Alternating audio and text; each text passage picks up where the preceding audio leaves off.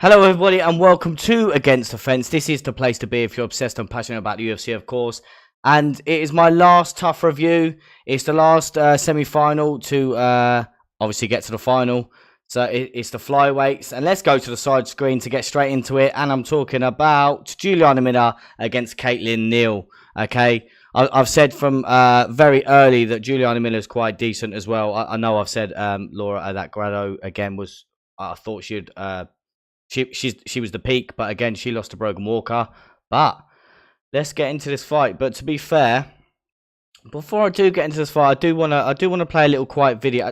Actually, I'll get into that at the end. I'll play the video once I get into the end. But the show started off with again both fighters getting that all important training session in. Obviously, Team Peña's Juliana Miller. I've said from day dot that Peña's a great coach, and she dives in on the tactics and things that she needs to do, really dials in, and she really dived in on what Miller needed to do, pressure, and she did just that when I get into the breakdown. But believe you me, I've said from day dot that Peña's a great coach, and she's achieving this in getting all of her fighters into the final. I know she's fighting Team Nunes, she may be fighting Team Nunes' Brogan Walker in the final, but who knows? Who knows? Right. Let's get into this fight then.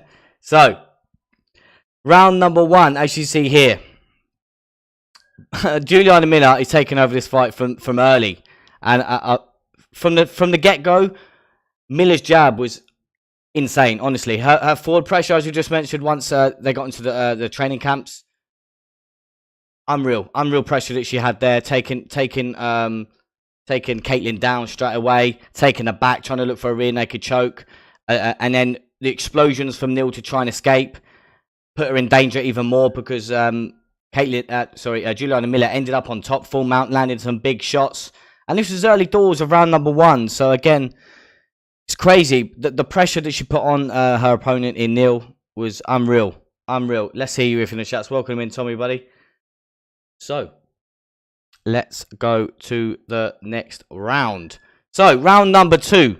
As you see here, Juliana Miller again with that forward pressure started exactly the same as round number one. The pressure, like I'll tell you what she did from early. The pressure, how she manipulated this each of the rounds was she would put the forward pressure on to back her opponent up against the fence, and then shoot for the takedown or get the clinch and land knees, land some dirty boxing. Or once she'd get her opponent up against the fence, she would look for an inside or outside trip. And as you see here in round number two, getting the takedown like she did in round number one. The forward pressure gets her opponent up by the cage, gets that inside or outside trip, and take her opponent down. And she does really have slick jiu-jitsu. As you see there, the records there, as I didn't mention at the start, but you can see there that Juliana Miller, who is 2-1, and Caitlyn Neal, who is 5-4. So, you can see where I'm going with this, as you see in the bottom picture there, that after Miller advanced into full mount, just after this here, she was in full guard. She advanced into full mount, and again, as I said, the explosions from Neal. Again, it's all well and good doing an explosion, but again, it puts you in a bad situation. It could explode, and as I mentioned, Miller, she got full mount again, and then another explosion from Neal. She ended up leaving her arm there, and as you see there, Miller getting a Kimura. And you can see where I'm going with this. And Miller picking up the second round submission win. And Miller going on to the final to take on Brogan Walker. So again, what a dicey matchup that will be. But before I get into that matchup, this is what I said last week when I did the review. Just listen in. Let's get rid of that and then I'll get into the video. Listen in. If you want in the chat, let's hear you. Output-wise, I really do think that Miller is going to take over this fight. I really do. I just think she's going to have a little bit more than Caitlyn in this fight because I've not really seen Caitlyn use her wrestling. But again, we saw in Juliana Miller's last fight, she got taken down a couple of times, but she just springs back up. She's so good at just getting back to her feet. But I just mean the output and the grit and biting down on a mouthpiece when you need to. And if you get taken down, just springing back up. I think that's going to pay dividends in this fight, and I do think Juliana Miller will win this fight. So as you see there, I said that Miller would be too much for Neal, and she just blew her away, honestly, from the get go. As I said, landing that jab which was on point, and her game plan was down to a T, and that was because of her coach, Peña. As I said, very, very good coach. Really does get into detail with her fighters and what she wants her fighters to do. And from the get-go, Miller, just the pressure, got her opponent up against the cage, what she wanted in the first place, get to the ground where she shines in her jiu-jitsu, and as we see there, great Kimura finish. But yeah, that's all the finals now. Let's get into the first matchup. As I just mentioned, Miller picking up the win. She's going to be taking on Brogan Walker. Again, this is a very, very interesting matchup. Obviously, I would say Miller in this, as I said, does really have that grit and determination. But Brogan Walker, like, I think she's good everywhere. And if Miller can get her down, then that's where it's going to pay dividends. I think on the ground, that's where Brogan Walker is a little bit not as good as Miller. But standing, if it stays standing, I think Brogan Walker could piece her up. But as I said, Miller does not stop coming forward. So I think even if she gets hit, she will still just keep on coming forward. And what did I say she wants to do?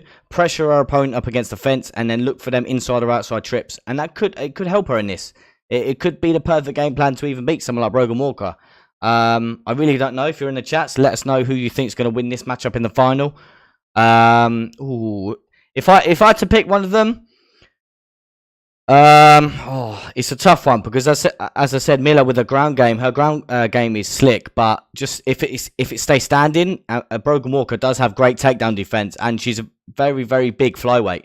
So just frame wise, if Miller presses up against the fence, I think that Brogan Walker could defend these takedowns and shrug her off just purely on her frame. I really do. But it depends on how much pressure that, and if it gets into later rounds. I know it's only a 3-round fight, but let's say it goes into the latter end of round 2 and then round 3, and Miller's still putting that pressure on. Who knows? And again, remember Brogan Walker did injure her knee, so who knows how bad that is still as well. And obviously with the pressure that Miller will put on you, you're going to get tired. Me personally, I think the Miller's going to take this. I'm going to stick with Miller. Going to pick up the win in this fight. But again, Brogan Walker is no slouch. Believe you me, she is no slouch. But I just think the pressure and the jab and the relentlessness of Miller is going to pay dividends in this. Again, as I said that she would in her last fight. But yeah, I'm going to go for Miller to win this one. Let me hear you in the chat. Tommy's saying that Brogan Walker is going to win this matchup again. It's all-round game is on point as well. So who knows? Who knows? That's it. You're back in your goal, mate. Fair play. Fair play. But I know I spoke a little bit about the next matchup last episode, but it's my last one. So we're getting to this one as well, because obviously, if you are watching, let's see who's going to win this one. Zac Pounder against Mohamed Usman. Who do we think is going to win this one? Tommy, who do you think is going to win this one? Anyone else in the chat, who is going to win this matchup? I think, if you're looking at stylistically, Zac has a better all-round game than Mo. But, and this is where I could revert back to the same as Miller. Like, if you want someone to bite down on a mouthpiece and just go and go and go, then Mo is that guy. And he did that in his last fight against Eduardo Perez. Perez, for me, stylistically, was better than Mo, had more tools to win the fight. And we saw that in round 1 when Perez was landing his leg kicks, landing his body kicks, landing his jab. But he didn't do that round 2 just purely because of the pressure that Mo put on him. He just kept on coming forward. Could he do this to someone like Zac?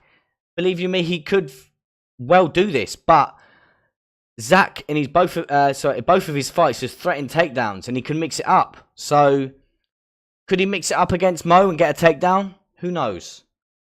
Who knows? I did pick Zac in the last one, and that was just purely because on style. His all-round game is solid, and he could take it to the mat. And if you're on the mat and you're a heavyweight, it's hard to bounce back up. So I really, if Zac can get the takedown, then he could win this fight. And I think just his all-round game throughout the season has been solid. He really has been a joy to watch, honestly. His last fight against Jordan Heinemann, the combos and everything that he's putting together was on point. But you can never count out Mo, because he's just got that power to end it. But yeah, I'm going to go Zac in that one. So I've gone for Juliana Miller to win the flyweight, and then Zac Pounder to win the heavyweight. And they are both Team Peña. So that could be why. And speaking of Team Peña, let's not forget, we've got the rematch. We've got Juliana Peña taking on Amanda Nunes in the rematch. And we've not really seen much beef between these two throughout the whole season. Until now. Only a little bit of beef between these two just towards the end of the last episode. Nunes saying to Peña, my belt is on vacation at the moment. I'm coming to get my belt back. It's not your belt. My belt is on vacation. So, again, a little bit of back and forth between the coaches. And Peña's not really talking much. She's so focused, staring her down. And Nunes is like, you're not saying much. She goes, I let my work do the talking. As you saw last time, I tapped you out. Which is, you got to give it to Peña. She did do that. And obviously, no one expected Peña to do what she did to Nunes. And as I've mentioned in both of the two fights, I said, pressure. And who does that? Their coach in Peña. She will pressure. She's going to continue to pressure Nunes. Yeah, she's going to get hit. But the pressure, this is what I'm saying about when I was picking Miller to win against Brogan Walker. The pressure of her coach in Peña. She always forward pressure. And again, Amanda Nunes got tired. And then, again, trip up against the fence, bosh. Rear naked choke. So, but for this pick, I do. There's me saying about pressure, but yeah, I do think that Amanda Nunes is going to win the rematch, and she's going to get a belt back. Yeah, I just think that Nunes is going to win. If you're in the chats, let's hear who do you think is going to win out of Peña or Nunes. For me, I definitely think that Nunes has got enough to retain. To win her belt back. But again, this is a fight game. Who knows? Fight game. But yeah, that's my last one. Let me take myself back. So, season 30 has been a wrap. Overall, has it been a great season?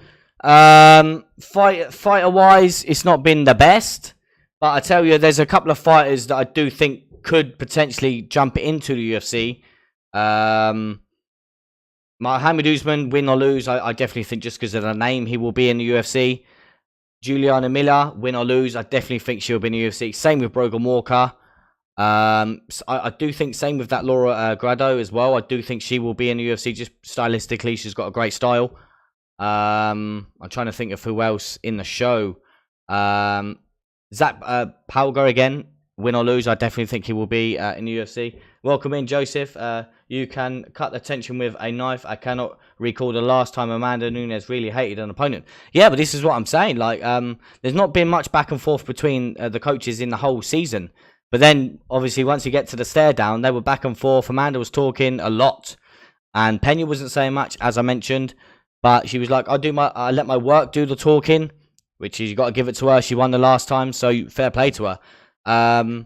But yeah, Amanda Nunes was talking a lot of trash. And like you said there, mate, Joseph, she's not one for that, if you know what I mean. Obviously, the last time I saw her trash talking a little bit was Shevchenko. So, again, who knows? But yeah, I definitely think that Amanda Nunes is going to win. Who do you think is going to win the rematch, Joseph? Who do you think's got it? I've got Nunes winning the rematch. Yeah, I just think she's going to blow her away. Like she has most of her opponents again. But yeah, overall as a season, I mentioned a couple of fighters being signed, maybe potentially signed from the UFC again. A couple of the fighters weren't that great. Again, I think they need to do more if they potentially maybe go on the Contender Series or the next Contender Series, because obviously this Contender Series is potentially coming up at the end of July. So obviously their matchups have already been set. So who knows? Maybe that could be their pathway to the UFC. Or obviously, if you keep winning outside of the UFC, then who knows? You could potentially get signed. But yeah, it's not been the best season. Again, I've seen a lot of people on Twitter saying it's not been the best. I've had to do a review on it, so count yourselves lucky. But yeah, we've got UFC London this weekend, and again, if you don't follow us on Twitter, do so. Again, everything you need is in the description below. Follow us on socials. Keep up to date, because we're going to be outside the O2 on the Friday. We're going to be outside the O2 on a Saturday. We're going to be there for the weigh-ins. So again, we're going to be doing a meet and greet. So do see us there outside the O2, where we'll be doing what we did earlier in March. asking you fans the questions, because this is what this channel is about, you, the fans, and this is the perfect platform to do so. So again, if you are a fan of the UFC, HF is the place to be, honestly. And he's gone for new round 4 TKO. Round 4. Ooh, dicey. Round 4. To be honest, mate, I don't think it's going to get to round 4, honestly. But you never know. You never know with, obviously, the output of Peña. Who knows? But yeah, as I mentioned, we're going to be outside the O2 Friday and the Saturday, asking you fans some questions about, obviously, UFC London. Let's get it, all right? I've been your boy, Ash. This is the last episode of the Tough Review. Good luck to the finalist in the final. Take care.